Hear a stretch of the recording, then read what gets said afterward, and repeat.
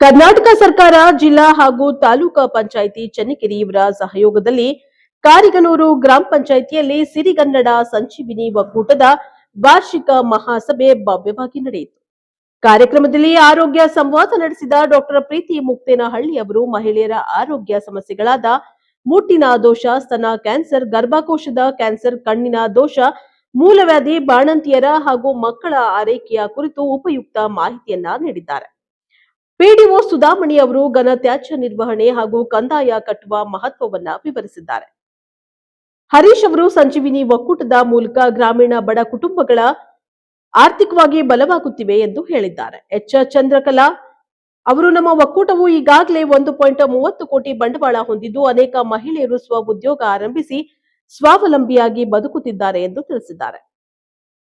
NV Saraswati ಅವರು ಸ್ವಚ್ಛತೆ ಹಾಗೂ ಮಕ್ಕಳ ಸದೃಢ ಬೆಳವಣಿಗೆಯ ಕುರಿತು ಅರಿವನ್ನ ಮೂಡಿಸಿದ್ದಾರೆ. ಕಾರ್ಯಕ್ರಮದ ಅಂತ್ಯದಲ್ಲಿ ಸ್ವಸಹಾಯ ಸಂಘದ ಮಹಿಳೆಯರಿಗೆ ಚೆಕ್ಗಳನ್ನ ವಿತರಿಸಲಾಯಿತು. ಗ್ರಾಮ ಪಂಚಾಯಿತಿಯ ಅಧ್ಯಕ್ಷರು ಹಾಗೂ ಸದಸ್ಯರು, ಸಿಬ್ಬಂದಿ ವರ್ಗದವರು ಉಪಸ್ಥಿತರಿದ್ದರು.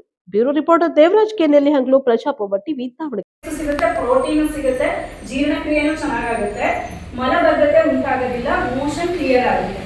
ಮಜ್ಜಿಗೆಯಿಂದ ನೀರು ಮಜ್ಜಿಗೆ ಆಗಲಿ ಒಳ್ಳೆಯದು ಈ ಬಿಸಿಲಿಗೆ. ಇನ್ನೊಂದು ಎಳ್ಳಿನ ಉಪಯೋಗ. ಈಗ ಇನ್ನೊಂದು ಏನ್ ಮಾಡ್ತೀವಿ, ದೀಪಾವಳಿ ಬರ್ತಾ ಇದೆ, ಒಂದು ವಾರ 10 ದಿನದಲ್ಲಿದೆ, ಎಣ್ಣೆ ನೀರಿನ ಸ್ನಾನ ಮಾಡ್ತೀವಿ, ನೆನಪಿದ್ಯಾ? ಬರೀ ದೀಪಾವಳಿ ಮಾತ್ರ ಅಲ್ಲ, ಅಭ್ಯಂಗ ಅಂತ ಕರಿತೀವಿ ಅದನ್ನ, ಎಣ್ಣೆ ಸ್ನಾನನ. ಅಭ್ಯಂಗಂ ಆಚರೇ ನಿತ್ಯಂ ಸಹಜರ ಶ್ರಮವಾತಃ ಅಂತ. ಅಭ್ಯಂಗನ ಅಂದ್ರೆ ದಿನನಿತ್ಯ. ಈಗ ನಾವೇನ್ ಮಾಡ್ತೀವಿ, ನಮ್ಮ ಚಿಕಿತ್ಸಾಲಯಗಳಲ್ಲಿ ನೀವು ಎಷ್ಟೇ ಪೇನ್ ಕಿಲ್ಲರ್ ತಗೊಂಡ್ರೆ ಈ ಏನು ಸಂಧಿವಾತ ಅಂತೀವಲ್ಲ, ಆರ್ಥ್ರೈಟಿಸ್, ಮಂಡಿ ನೋವು, ಸೊಂಟ ನೋವು, ಕೀಲುಗಳ ನೋವು, ಚಿಕ್ಕ ಚಿಕ್ಕ ಜಾಯಿಂಟ್ಸ್ ಆಗಲಿ, ಇದಾಗ್ಲಿ ಭುಜ ನೋವು, ಇವೆಲ್ಲ ಏನಾಗುತ್ತೆ, ಸೌಕಳಿ ಬರ್ತಾ ಹೋಗುತ್ತೆ. ಮುಂಚೆ ಇಲ್ಲ, ಒಂದು 50 ವರ್ಷದ ಮೇಲ್ಪಟ್ಟವರಲ್ಲಿ ಈ ತೊಂದರೆ ನೋಡ್ತಾ ಇದ್ವಿ. ಇವಾಗ ಏನೆಲ್ಲ ಕೆಲವೊಂದು ಜ್ವರ, ವೈರಲ್ ಫೀವರ್ಗಳು, ಚಿಕನ್ ಗುನಿಯಾ ಆಗಲಿ, ನಮ್ಮ ಒಂದು ಪೌಷ್ಟಿಕ ಆಹಾರ ಸೇವನೆ ಇಲ್ಲದೆ ಇರೋದ್ರಿಂದ 30 ವರ್ಷ ಆಯ್ತು ಅಂದ್ರೆ ಶುರುವಾಗ್ಬಿಡುತ್ತೆ ಮೊಣಕಾಲು ನೋವು, ಸೊಂಟ ನೋವು, ಈ ಥರದ್ದು. ಅದಕ್ಕೆ ಏನ್ ಮಾಡ್ಬೇಕು, ಆಹಾರದಲ್ಲಿ ರಾಗಿ ಚೆನ್ನಾಗಿ ಕ್ಯಾಲ್ಸಿಯಮು ಇದೆ, ಐರನ್ನು ಇದೆ ರಾಗಿಯಲ್ಲಿ. ರಾಗಿಯ ಉಪಯೋಗ ಮಾಡಿ. ನಮ್ಗೆ ಆಗಲ್ಲ ಅನ್ನುವಂಥವ್ರು ತುಪ್ಪ ಅಥವಾ ಮಜ್ಜಿಗೆ ಇಲ್ಲ ಒಂದಿಷ್ಟು ತರಕಾರಿ ಸೊಪ್ಪು ಇರ್ಬೇಕು.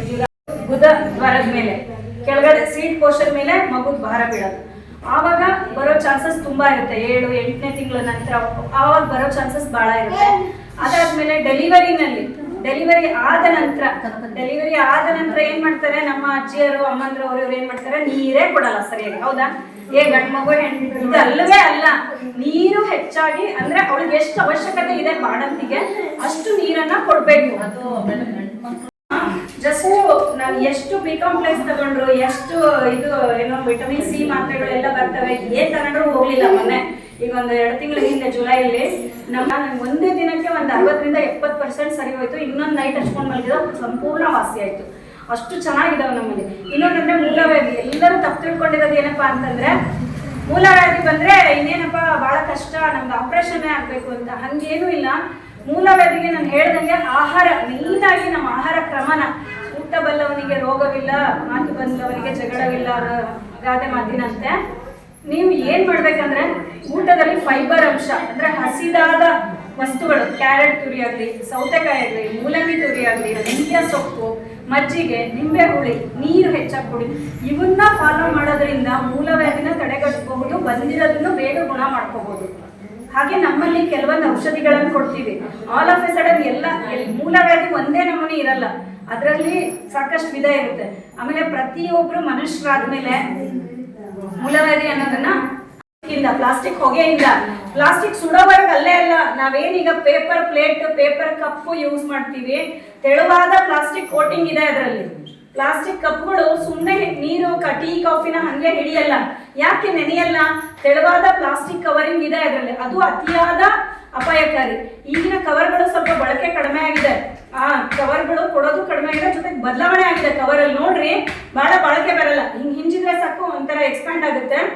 ನಾನು I am not a plastic bag ಅಂತ ಇರುತ್ತೆ, ಕೆಲವು ಕಡೆ ಕೊಡ್ತಾ ಇದ್ದಾರೆ ಸಿಟಿಗಳಲ್ಲಿ. ಆದಷ್ಟು ನಾವು ನಮ್ಮ ಕೈ ಚೀಲನ ತಗೊಂಡು ಹೋಗೋಣ. ಅದು ಯಾವುದೇ ಅವಮಾನ ಅಲ್ಲ. ನಿಮಗೆ ನಾಗರಿಕ ಪ್ರಜ್ಞೆ ಇದೆ ಅಂತ, ಪರಿಸರ ಕಾಳಜಿ ಇದೆ ಅಂತ, ನಿಮಗೆ ನಿಮ್ಮ ಆರೋಗ್ಯದ ಬಗ್ಗೆ ಕಾಳಜಿ ಇದೆ ಅಂತ, ಅದು ನೀವು ನಿಜವಾದ ನಾಗರಿಕರು ಅಂತ ಕೈ ಚೀಲ ಹಿಡ್ಕೊಂಡು ಹೋಗೋದಕ್ಕೆ ನಾಚಿಕೆ ಪಟ್ಕೋಬೇಡಿ.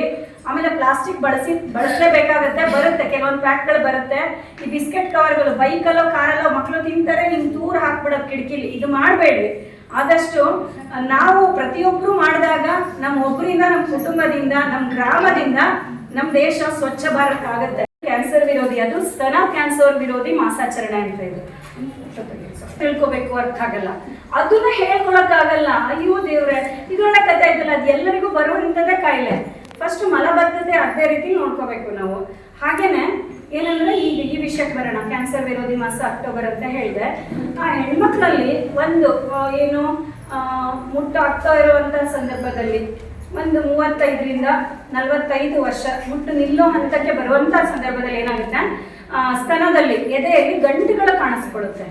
ಕೆಲವರಿಗೆ ನೀರು ಬರ್ತಿರುತ್ತೆ, ಹಾಲಿನಂತ ದ್ರವ ಬರುತ್ತೆ. ಇನ್ ಕೆಲವರಿಗೆ ಕಂಕ್ಳಲ್ಲಿ ಕೈ ಕೆಳಭಾಗದಲ್ಲಿ ಗಂಟುಗಳಾಗ್ತವೆ, ಅಥವಾ ತೊಟ್ಟು ಊದ್ಕೊಂಡಂಗಿರುತ್ತೆ, ಬಿರುಕು ಬಿಟ್ಟಂಗಿರುತ್ತೆ.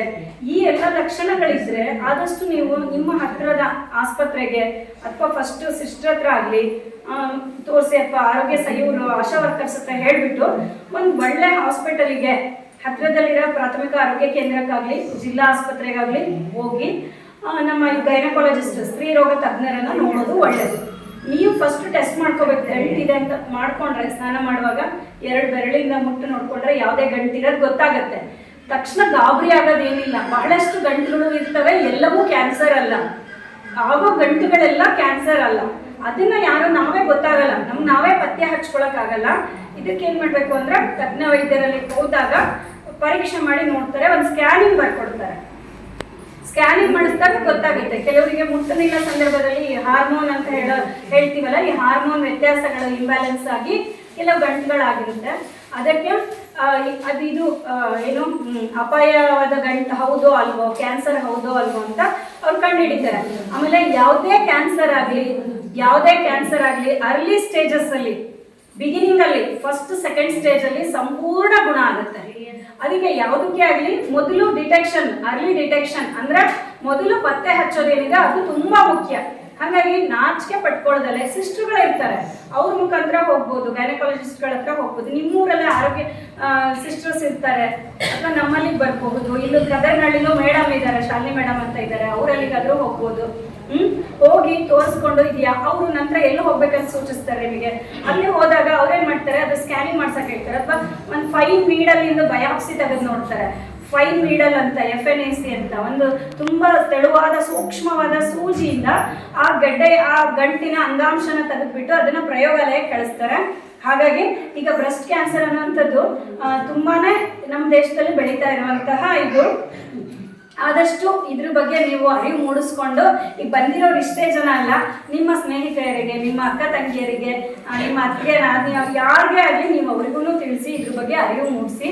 ಹತ್ರ ಯಾರೇ ನಿಮ್ಮಲ್ಲಿ ಹೇಳಿದ್ರು ತಕ್ಷಣ ಅವ್ರಿಗೆ ವೈದ್ಯರಲ್ಲಿ ಕಾಣಲಿಕ್ಕೆ ಹೇಳಿ, ಆಯ್ತಾ. ಆಮೇಲೆ ಶ್ರಮದಾಯಕ ಜೀವನ ನಮ್ಮದಾಗಬೇಕು. ಆದಷ್ಟು ಆಲಸ್ಯದಿಂದ ಕುತ್ಕೊಂಡ್ರೆ ಕಾಯಿಲೆಗಳು ಹೆಚ್ಚಾಗ್ತವೆ. ಚಟುವಟಿಕೆಯಿಂದ ಇದೆ ಅಂತ ಹೇಳ್ತಾ ಇಷ್ಟು ನನಗೆ ಮಾತಾಡಲು ಅವಕಾಶ ಕೊಟ್ಟಂತಹ ಈ ಒಕ್ಕೂಟದ ಎಲ್ಲ ಅಧಿಕಾರಿಗಳಿಗೆ, ಎಲ್ಲ ಸಂಘದವರಿಗೆ ಹಾಗೂ